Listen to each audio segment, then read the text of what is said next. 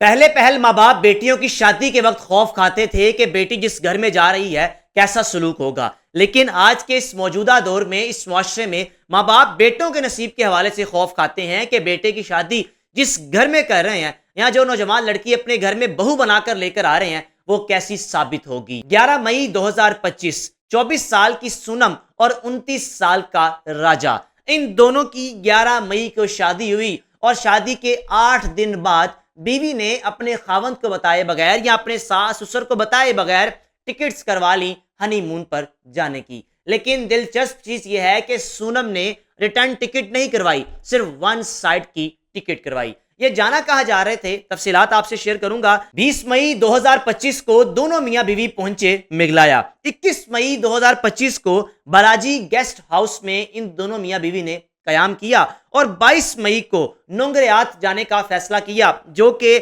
मगलाया का एक गांव था। इस डेस्टिनेशन तक पहुंचने के लिए हाइकिंग जरूरी है, यानी जिस मुकाम तक आपने पहुंचना है वहां गाड़ी नहीं जा सकती।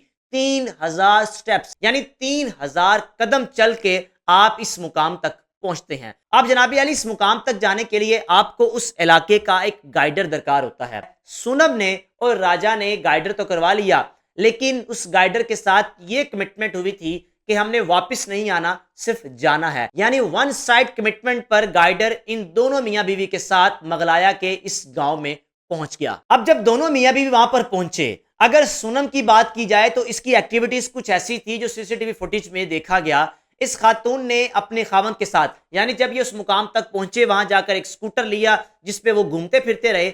वहां पहुंचते ही इस खातून की एक्टिविटीज कुछ ऐसी थी कि अपने खावंद से चंद कदम दूर जाकर मोबाइल पर किसी से बात करनी। बाद में इस बात का इंकशाफ हुआ कि मोबाइल पर बात करने का मकसद अपनी मुसलसल करंट लोकेशन भेजना था कि मैं इस वक्त कहां हूं। अब जब दोनों मियां बीवी उस मुकाम तक पहुंचे, इनके साथ 3 आदमी और थे, जिनमें एक राज कुशवाहा जो सूनम के वालिद की फैक्ट्री में मुलाजमत करता था, और बाकी 2 लोग जो 3 लोग और सूनम इस इरादे के साथ अपने खावंद को उस जगह पर लेकर गई थी। इसका टारगेट ये था कि मैंने अपने खावंद को सफाई हस्ती से मिटाना है। जब इन दोनों की शादी हुई, शादी इन दोनों की अरेंज मैरिज थी। सूनम शादी नहीं करना चाहती थी, घर वालों ने शादी कर दी और सूनम के शोहर को इस बात का नहीं पता था कि मेरी बीवी मुझ में दिलचस्पी नहीं रखती, लेकिन अपने घर वालों को यह जरूर कहता था कि मेरी बीवी मुझे इग्नोर करती है। जब एक मर्तबा राजा की मां ने सूनम से पूछा कि बेटा ये बात करता है, तो कहने लगी मैं शर्माती हूं, मुझे शर्म आती है, शादी के बाद मामलात ठीक हो जाएंगे। लेकिन सूनम ने शादी से पहले अपनी मां को कहा था, आप मेरी शादी राजा के साथ तो कर रहे हैं, लेकिन शादी के बाद मैं इसका वो हाल करूंगी, आप देखते रह जाएंगे। लेकिन सूनम के घर वाले ये बात सोच ही नहीं सकते, हमारी बेटी ऐसा अमल कर सकती है, शादी के 9 दिन बाद ही अपने खावंद के साथ ये सलूक कर सकती है। सूनम ने नुंगरियात अपनी डेस्टिनेशन पर पहुंचते ही अपने दोस्तों के हमरा, जो 3 नौजवान उसके साथ थे और एक उसका बॉयफ्रेंड, उसके साथ मिलकर अव्वल तो अपने खावंद का वॉलेट पकड़ा, उसका मोबाइल फोन पकड़ा और फिर उसके बाद उसको तशद्दुद का निशाना बनाया। 22 मई को अपने खावंद को दोस्तों के हमरा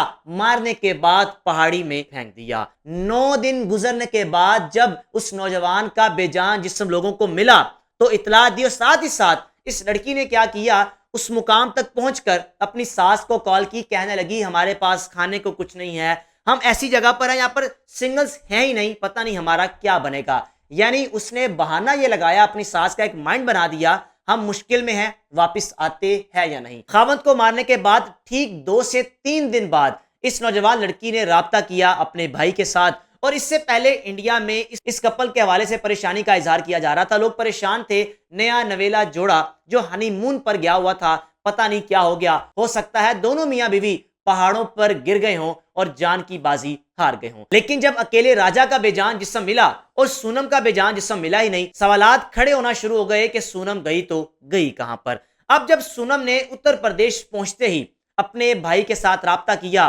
तो पुलिस को मालूम हुआ कि सूनम तो जिंदा है। फिर उसके बाद सूनम को जब गिरफ्तार किया गया, सूनम ने इस बात का एतराफ किया कि मैंने अपने शोहर की जान खुद अपने दोस्तों के हमरा ली है, मैं इसके साथ शादी नहीं करना चाहती थी, घर वालों ने शादी कर दी क्योंकि हम दोनों की कास्ट सेम थी और घर वाले कास्ट से बाहर शादी नहीं करना चाहते थे। और सूनम ने इन्वेस्टिगेशन में यह भी बताया कि राज कुशवाहा के साथ मेरे ताल्लुकात थे, मैं इसके साथ शादी करना चाहती थी। आप अगर राजा की, इसके खावंद की तस्वीर देखें, खूबसूरत नौजवान, पढ़ा लिखा नौजवान, अच्छा कमाने वाला नौजवान, उसको मार दिया। और जिस नौजवान के पीछे लगकर एक हंसता मुस्कुराता चेहरा दुनिया से हमेशा के लिए खत्म कर दिया, आप उसका चेहरा देखें, उसकी शक्लो सूरत देखें कि किस तरह सूनम ने एक हंसता मुस्कुराता गबरू नौजवान शोहर मार दिया। और मारा भी किस नौजवान के पीछे लगकर, तस्वीर आपके सामने है। सूनम ने तो राजा को मार दिया, लेकिन आज वो बेशक जेल में है, लेकिन राजा के माँ बाप को राजा कहां से मिलेगा, उनका बेटा उनको कहां से मिलेगा।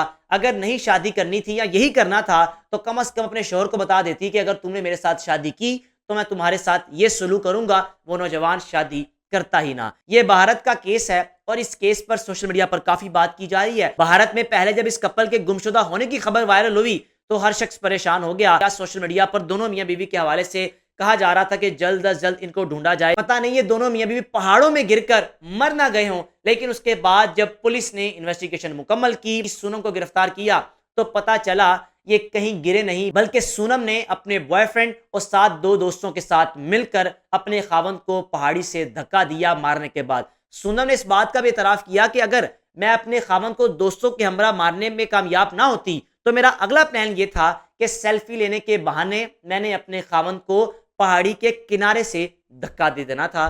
किस तरह आप किसी की जान ले सकते हैं? आपको कोई नहीं पसंद आप छोड़ दें, लेकिन मार देना ये हल नहीं है। इस तरह के वाकयात भारत में भी रिपोर्ट होते हैं और पाकिस्तान में भी आए दिन रिपोर्ट होते हैं। राय का लाजमी इज़हार कीजिएगा। मेज़बान को इजाज़त दीजिए। अल्लाह हाफ़िज़।